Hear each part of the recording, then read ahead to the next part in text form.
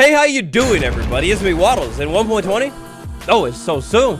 Whether you're planning on keeping your trusty world or starting fresh, here are some things you should probably do before Minecraft's biggest update.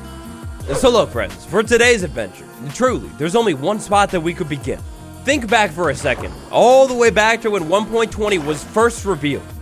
What was the first thing shown to be in 1.20? So look, you'd have to be living under a rock, and a very sad rock at that, to not know about. Oh my gosh, it's beautiful. It's so beautiful. It's gorgeous, romantic, perfect, beautiful. Bamboo. Bamboo wood. So look, if you've done the smart thing and you've hung around this channel with me for the past couple months, oh my gosh, you will know all about bamboo wood and how gorgeously beautiful this stuff is. The fence, don't get me started. The raft, oh, is wonderful. And the door, wow, that door also, again, don't get me started. So bamboo wood. Clearly, I'm obsessed just a little bit, and clearly, it's coming to the game at 1.20. Bamboo wood, though, it's a little bit different. It's the first wood that isn't, well, like, it's like the first wood that isn't a wood. It's a plant. Hey, or whatever, you get the point. This is the first wood that doesn't come from a log block. If you're keeping your current world into the next update, one of the best things you could do for yourself right now is find a bamboo jungle and completely ruin that thing, baby. Cut it all dotalist,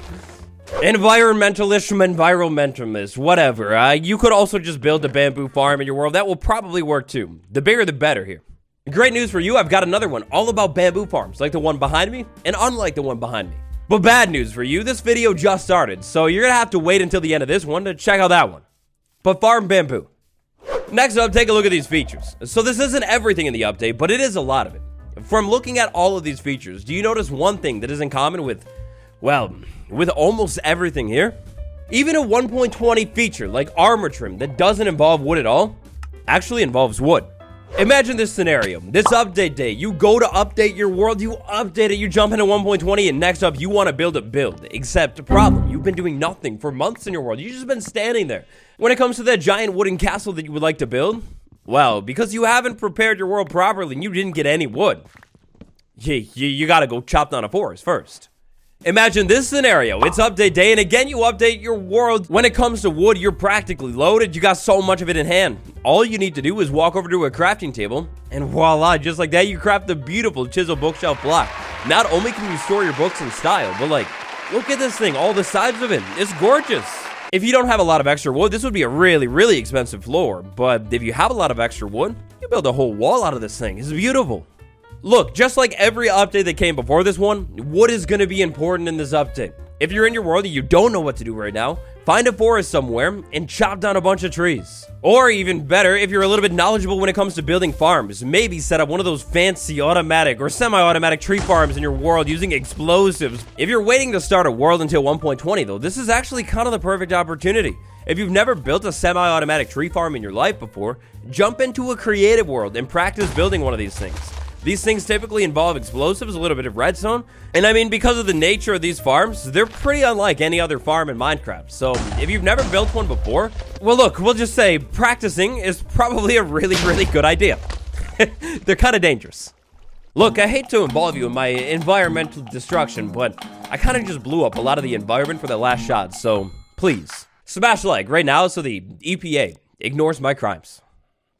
One of the coolest, but also rarest things in the 1.20 update has got to be the camel. The camel is a brand new way to travel in style around your world, except, small problem. Update drops, you jump on the camel, and you can't do anything. You can't control it. If you want to control the camel and actually go places with this thing, there's something else you need. To be honest, to make matters even worse when it comes to this thing, it will only spawn in once with a desert village. Like, when you generate it the first time, there's one camel, and check done, that's it. If the camel happens to, kind of have a mind of its own and wander off into, say, a cactus repeatedly, look, not to get too graphic or anything, but if that happens, camel bye-bye. Heck, even without cactus, camel have a mind of their own, and they could eventually just wander off into the desert. They get completely lost forever. Do yourself a favor and take action now to prevent any camel-related headaches. Find a saddle. When it comes to locating a saddle in your world, you've got options on options on options. Just about every single structure that generates in your world can potentially hold a saddle. Even a village, if you're lucky. Get a saddle somehow, some way right now, or once 1.20 drops, plan on getting a saddle first thing. Next up, look, listen, if you're watching this video just to ignore it, like you're not going to do anything that I talk about in this video, then please do this next one. If you tapped on this video just to watch it, maybe do me a favor or something. I don't know. I appreciate you. Thank you. But seriously, consider doing this in your world because in 1.20, in 1.20 is painful. Thanks to the help of this little item right here, I don't know if I like it or not, but 1.20 is making netherite way, way harder to get. There's a lot of new steps. So look, this new netherite process, it begins just like the old one. Grind your way up to the nether, go into the nether, blow up the bed really down low, and hopefully you find a ton of ancient debris. Couple steps later, and hopefully you're drowning in netherite ingots, because you're going to need them. In the olden days, that would have cut it. We would have threw this inside of the smithing table, put the ingot there, and boom, you're done. But now you need to find a smithing template. Now, unfortunately, inside of 1.19, there is nothing you can do to find a smithing template. But what you could do is skip it altogether.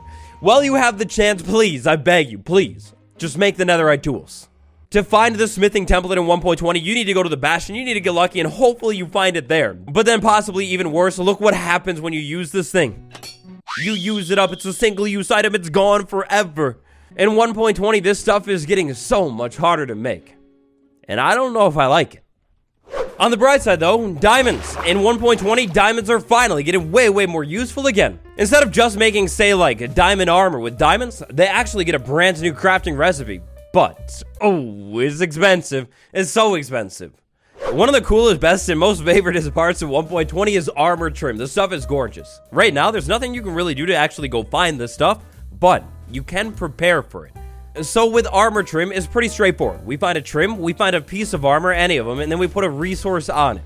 However, once we actually trim the armor, that's a single-use item, just like that netherite upgrade template. That means you went through all of the work to find this thing, and some of them are pretty rare, by the way. You use it, and then it's gone. To prevent anything like that from happening, and to make your life making netherite in 1.20 way easier, find a bunch of diamonds right now, like go mining. Built into 1.20 is an amazing way to duplicate armor trim, so you have more, but it's expensive. Now, diamond mining is one of those things where there's kind of a lot to it. There are so many ways you could do it. For more on diamond mining, check out this guide next. One of my personal favorite ways to mine for diamonds is inside of those really deep, big caves. Go down into that thing, drink a night vision potion, and just look around.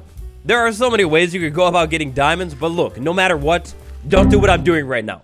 Get Fortune 3 on your pickaxe first. And speaking of enchantments, the ocean. Did you know that the ocean is getting so many updates inside of this update?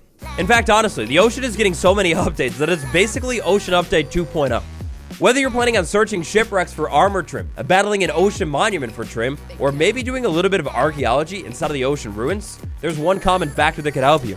For the first time since the update Aquatic, water enchantments are one of the most important things in this update.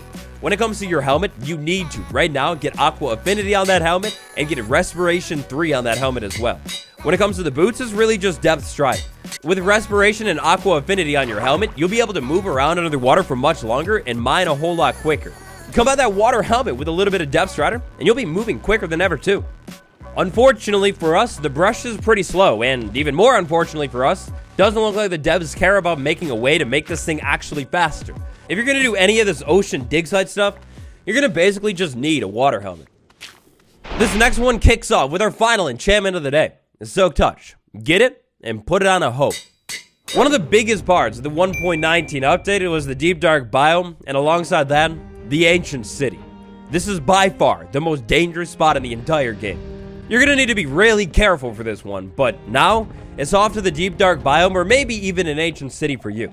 We need one of the things that is here. And thanks to a new fancy skulk sensor, the 1.20 update incorporates the deep dark theme into the update. If you want to check out the fancy sensor, then you need to get the old classic sensor. Or, even better, grab a catalyst or two. If you haven't done the deep dive over to the deep dark biome quite yet, now is the perfect time. In my opinion, the better option of the two, if you could like only get one or something for some reason, would be the skull catalyst. If you didn't know, with just one skull catalyst, take some mobs out next to this thing, and you'll actually be able to generate every other skulk block that you could ever dream of. Now, both the new skulk sensor and the classic one are getting updates in this update. And for starters, this one, well, it exists. For follow-uppers, the whole vibration system that's been in the game for one update now is already being completely redone. And we have the addition of vibration resonance, a super cool new mechanic to send vibrations farther than ever before. If you've ever wanted to mess with vibrations and things like that, but never have, well, this update is definitely going to be the time to do that. To make it all possible, get your hands on a couple sculptings a little bit early. But my friend, when it comes to Minecraft's underground, do not stop there. Instead, find a geode and set up a farm. Whether you're into the aesthetics, the redstone, or even just the building, this one is really big.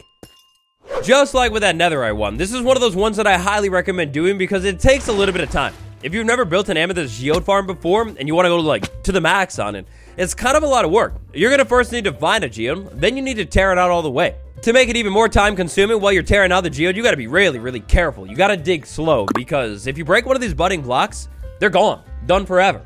You see, for whatever reason, I feel like the amethyst is getting kind of overlooked when it comes to things changing in 1.20. For starters, we got that brand new sculk sensor we were just talking about. If you want to craft one of these things, like just one, you need 3 amethyst. And trust me, if you're working with the vibes, it's not if you craft one of these things, it's when. Remember that this calibrated sculk sensor, it's literally twice as good as the old one. Armor trimming, I mean, look, it's a no-brainer. The amethyst combined with like gold or really any other type of armor in the game, and wow, it's stunning. It just looks so gorgeous and beautiful. This is great. And then I suppose our grand finale for this one is that plain old amethyst block. Like it's been for a couple updates now, if you want to build with this thing, or maybe even walk musically. Well look, if you want to do any of that stuff, it's expensive. To allow yourself to thrive and build with all the purpley wonderful blocks that your dreams desire, build an amethyst farm, right now. Did you know that dyes are kind of a big part of the 1.20 update? This next one goes out to Bedrock Gang, but Java Gang can join in as well. Banners are amazing. You can design anything your heart desires. To make it even better, but only on Java, for the longest time, banner shields were even more amazing. You take that art, and put it on a shield, you show it off. For the very first time ever in 1.20, banner shields are actually a thing on Minecraft Bedrock, meaning you can actually craft these things. If you've never done much with them before, then you might not know how complex banners really are. It's a great idea to do a little bit of touching up on your banner creation skills, or maybe even find a banner design that you really like and get it ready for the 1.20 update. To unlock every single one of the patterns, you're going to need these cool items called banner patterns, some of which are actually pretty tricky to get. It's a great idea to get your hands on them before the update. And then, of course, to actually use all that stuff, dyes. You're going to need dyes to actually make banners, so maybe not a bad idea to set up some kind of massive dye farm as well. Doing all of that right now will help get you ready to build the most beautiful banner shield of all time in 1.20. And so we've made it. The very final thing on my list that you should do before 1.20. Before I get to my final one, though, drop one more thing that everybody should do before this update down below. So 1.20, if you haven't realized it yet, 1.20 is an update that updates like basically everything in the game. Whether you're inside of the nether, the end, or the overworld, there are new updates and things to be found. If you're planning on keeping your world into 1.20, right now, you either need to stop exploring, or you need to plan on deleting chunks once the update drops. Armor trims will only basically be found inside of structure loot tables. Archaeology will only take place at newly generated structures. Heck, even netherite trim, it will only be found at bastions sometimes that are new.